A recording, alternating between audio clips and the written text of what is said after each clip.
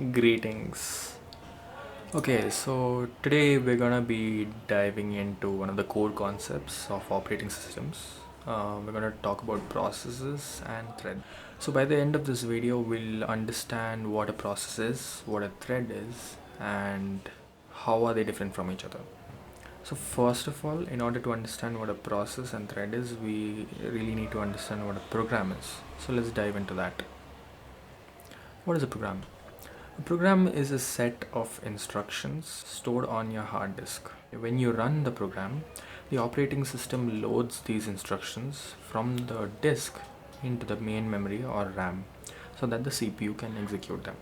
So in this case, we have a single program, but in memory you can have multiple programs, right? So I've just depicted that here. So you have multiple programs in the hard disk.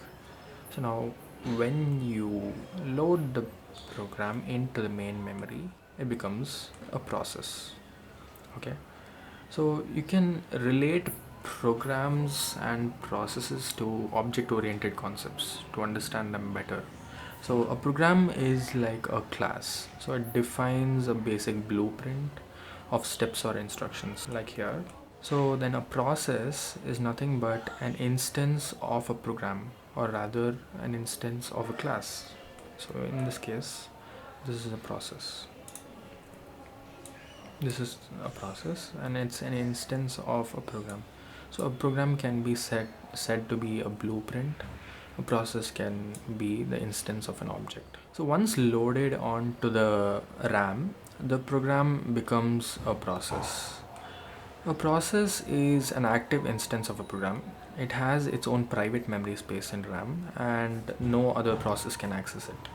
So here we have the memory allocation from A to B, and for the next process we have B to C and so on, which means that any process cannot access another process's memory location. So to conclude, it has isolated memory. Okay. So now let's zoom into the actual components of a process. Okay, so when we zoom in, we'll see that every process has threads. Okay, so within a process you can have multiple threads, sometimes also called as lightweight processes. So this is nothing but a thread. A thread is a separate sequence stream of execution with the same process. So all the threads here, they share the same memory location, as you can see here. So there's thread 1, thread 2 and thread 3. This belong to the same process. Since the memory location is from A to B, they share the same memory location. Okay, now why do we use threads?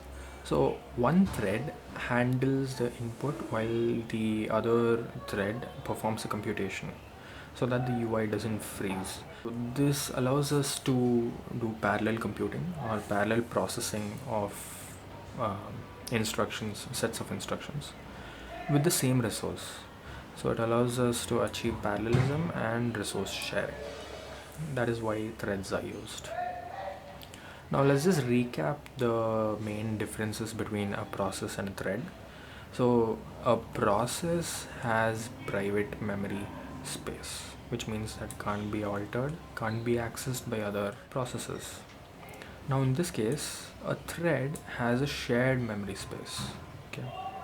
The process usually has higher overhead than a thread simply because it needs more memory allocation and more processing. But a thread, since it has shared memory, it's much faster, can process better and has lesser overhead. Communication between processes can prove to be hard because you have to communicate between unshared memory locations. However, with respect to thread, it's really simple. Since it's in the same memory location, it's really easy to communicate, which is also one of the reasons why it's faster. So far we have understood the definitions of process, program and thread. Now let's just dive into a small example so we can understand it better. Let's now take an example so that we understand it better. Okay, so let's look at these two executable programs that lies within the hard disk. So first one is a C program It has some code, or rather a set of instructions. Second one is a notepad.exe, which basically means that you have your notepad application and it's on the hard disk. So the CPU, as usual, whenever you run these two programs, it will load it onto the main memory. So process A and process B will have memory allocated to it. So here we have A to B for process A and B to C for process B. I know, bad naming convention, but it'll help you understand better. Now let's zoom into process A and what it actually does. Okay, so in this case we are allocating 1024 bits of memory space, and so if you zoom out and see here, you will be able to see that A to B will be 1024. Now the pointer to the memory location is increased by 2048. When we do this and we change the value in that memory location to X, which means that we are trying to access an out of bounds memory location and trying to write into it. This is 10224 and plus 2048 might come here. So it's not possible for a process to access something outside of its given range. So because of this, we get a segmentation fault. So a segmentation fault is caused when a page fault occurs. The OS gives a segmentation fault. However, this segmentation fault is targeted only for this specific process A, which means that process B can execute normally. Okay, so now let's go deeper into process B, right?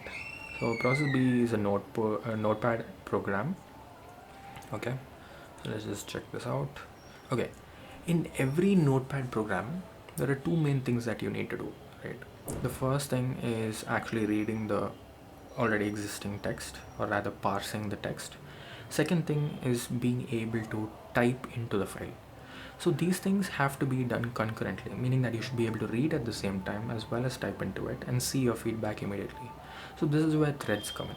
So threads give you the capability of using a shared memory location, that is, this is the shared memory location, and executes the instructions concurrently. These two threads are executed concurrently. Let's assume that in the worst case scenario, the reading text thread fails for some mysterious reason. Okay, we don't know why, but it fails. If it fails, to avoid the corruption of data, the OS has a mechanism to immediately terminate the process. So something keen to observe here is that even though typing into file thread did not have any errors and was running smoothly, it had to get terminated because both threads exist on the same memory allocation. Okay, so in conclusion, what is a process? A process is a set of instructions that is executed in an isolated memory space. What is a thread? A thread is a sub-process, that is, or rather a lightweight process within the process, that is executed in a shared memory space. So a sub process or a thread is much faster than a process. So that concludes the video. Thank you. Don't subscribe.